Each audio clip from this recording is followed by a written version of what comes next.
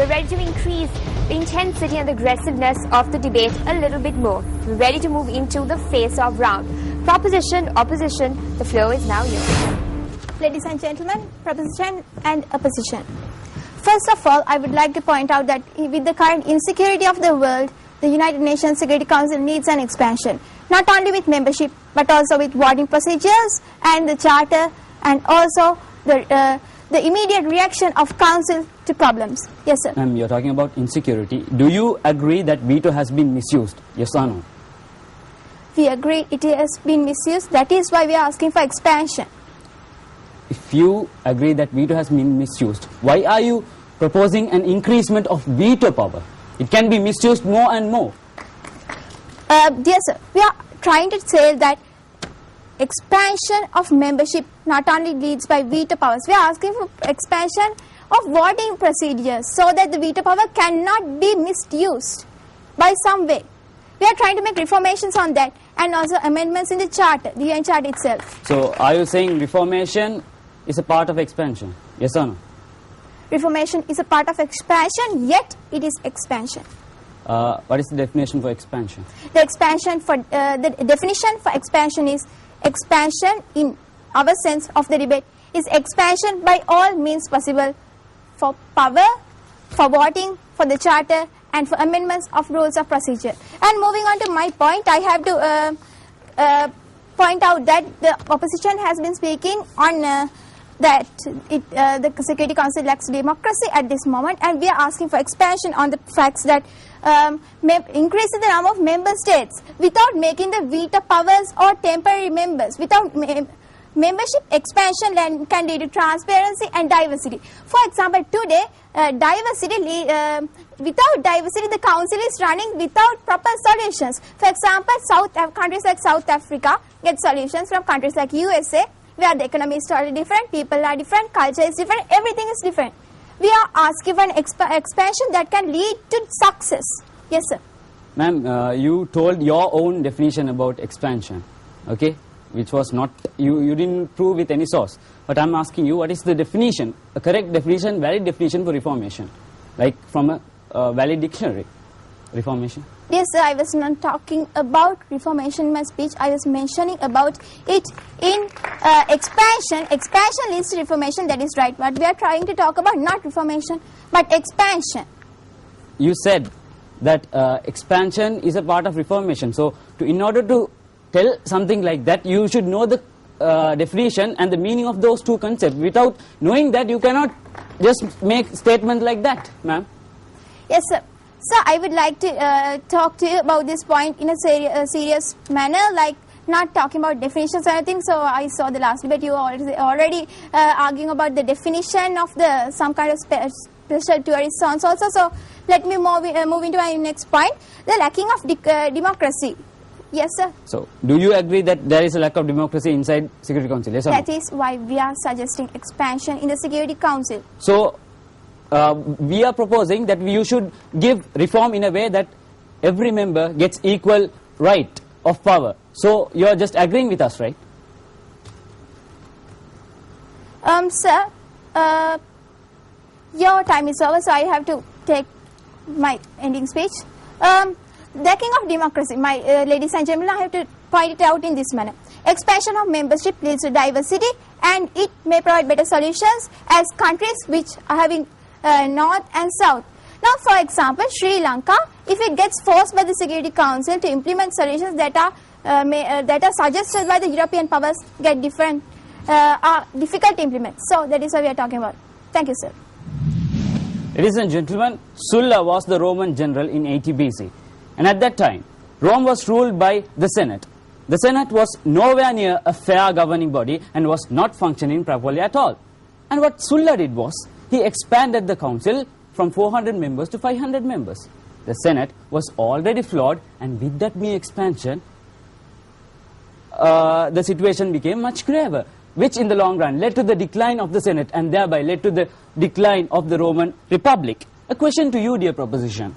Do you want history to repeat itself again? Because expanding the UN Security Council will never ever be the solution for all its drawbacks. What you should do is you should scrutinize the root of those problems which is in decision making. That is the lack of democracy. Yes. We talk about concerning the fact that history repeats itself and everything. But do you not understand the fact that with the new proper technologies that people can be administered, the Security Council being the regional body, the most powerful international body in the world? Ma'am, can you give me an example where there is no representation in the world at the moment? One. There are some countries that are not in the Security Council. What are those some countries? Temporary countries. What are those countries? Okay, Sri Lanka, not in the Security Council at the moment. What if some kind of problem happens in Sri Lanka? So, do you want each and every country in the world to be represented in the UN Security Council? We should act fast when atrocide or mass massacre happened. I am not aware of the fact that when countries that are not in the Security Council are denied of what when they are going to the Council for discussing some problem. I didn't get you, ma'am. Article number 50, can't remember. However, in the UN Charter, there's an article, and that article provides example that countries that are having problems cannot vote in the Council if they are brought to the Council at a time. Okay, Article number 30 of the UN Charter says that if a country has a conflict, they have the right to go to a meeting of the UN Security Council and talk in order for their country. So the right to talk has been given by the UN Security Council. And you did not answer my question. Are you saying that all the countries in the world should be represented in the UN Security Council? So I can't answer questions at the moment. I am the one who's answering questions. Exactly, ma'am. A real ideal way to run out of a question. Yes. Yes, I'll answer the question. I have to point out that it is the country is denied of the right of vote. I am not aware of the fact. Denied in the sense. Ladies and gentlemen, we can't have each and every country in the UN Security Council, and that's why we have an election in the UN Assembly, and 10 non-permanent countries are selected representing each and every region, as my second speaker pointed out. So that represented country is the one. Like India should speak, India and Pakistan at the moment, non-permanent countries should speak in order of Sri Lanka and the region around their country. Yes, ma'am. It is true that regional countries are trying to prove out the point of solutions. But do you think that when you are facing some kind of problem in your class, are you denied of your right? This is why we proclaim. Ladies and gentlemen, let me take an example. It is a known fact to everyone that America and Israel consist of a protracted friendly relationship between their countries. Eventually, United States used its veto for over 40 times condemning Israel resolutions settlement in the West Bank of Palestine. This is the misuse of veto power, and that's why we proclaim as a second suggestion, if without having a single veto to null the consent of the majority, make it to 2 or more vetoes, or else at least limit the veto so that it can only be used for most crucial military purposes. And ladies and gentlemen, this chart clearly shows you the usage of veto over the years, and by expanding the UN Security Council, of course, the chart will get expanded, number of countries will get expanded, number of vetoes used will get expanded. But the real motive of the Council, which is to safeguard the peace and stability of the world, will be unnoticed. My dear learned audience, if that's what you want, please follow the lead of the proposition. But if you want real peace to prevail in this world, democratize the process, the UN Security Council, by reforming it, not by expansion. Thank you very much.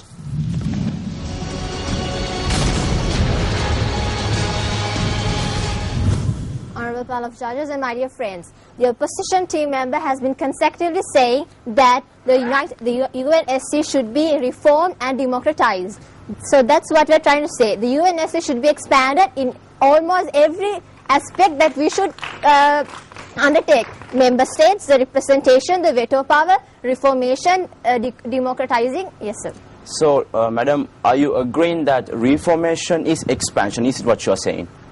I guess the speaker before me answered that question. Yes, it's expansion. Madam, okay, let's forget all the reliable definitions. Let's come to an understanding by taking consideration Excuse me, sir, would you please ask questions without describing Yes, madam, questions? I'm just about to ask. What I'm trying to say is take the general use of English into consideration. How Sir, can we are not expansion discussing be about reformation? English. We are not discussing about English. We are discussing about UNSC should be expanded. Ladies so and don't gentlemen, go this beyond the debate is topic. done in so, English. when moving on to my points, the present president of USA has promised India a permanent seat in the UNSC in November 2010. But since then, there has been no issue from the White House. Why is this? The president wanted India a permanent seat, but now he's refusing. So this is one act that the the permanent members of the UNSC is unwilling to gather more P5 members because their present underhand privileges will be reduced. And also, at the moment, the capital of Russia, Moscow, has lucrative armed trades with Syria. So therefore, Russia does not want to sanction Syria. Yes. So, madam, what you're saying is, in order to establish democracy, more members should be recruited. Is it what you're saying, madam? We are saying regional representation should be maintained. As my first speaker mentioned that they showed you a world map, I think that you have good vision. And in that, the P5 members are only limited to the northern part of the world. My dear friends, the southern hemisphere is not represented. Why is this? If it's democratized, the SC should be the power of the SC should be evenly distributed within the northern hemisphere and within the southern hemisphere. Yes. Madam, don't you think if they had the need to come to the United Nations Security Council, they would have come by now?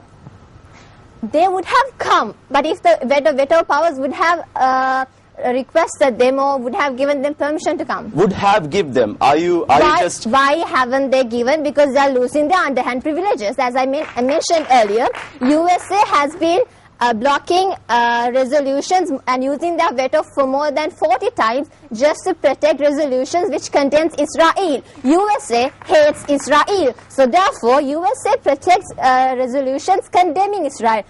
Therefore, USA has used its veto against it. And as I mentioned earlier, Russia does not want to sanction Syria because of the lucrative arms trade. And also, the country Morocco has occupied several parts of Western Sahara beyond the law, and France has blocked resolutions because France is in favor of Morocco. Yes, madam. So all this time, what you are saying was, in order to establish democracy, more members should be recruited. But what? Why do you always go Excuse me, to madam, more shall we come to an members? understanding? You can ask me any question. I'll be more than happy to answer you, but you'll have to let me answer, madam. Don't overspeak me. You can ask questions, not answer. Yes, madam. But you are supposed to give me time and space to So answer. not answering questions. You are supposed to Go let on. me speak, madam. Go and I on. think I should stop because my time is up. So therefore, moving on to the other parts, the resolutions made by the UNSC has been utter failures, and more than 50% of the UNSC resolutions has been utter failures because at the moment there are countries which needs the assistance of the UNSC. A more organized UNSC should be therefore established to the betterment of the world.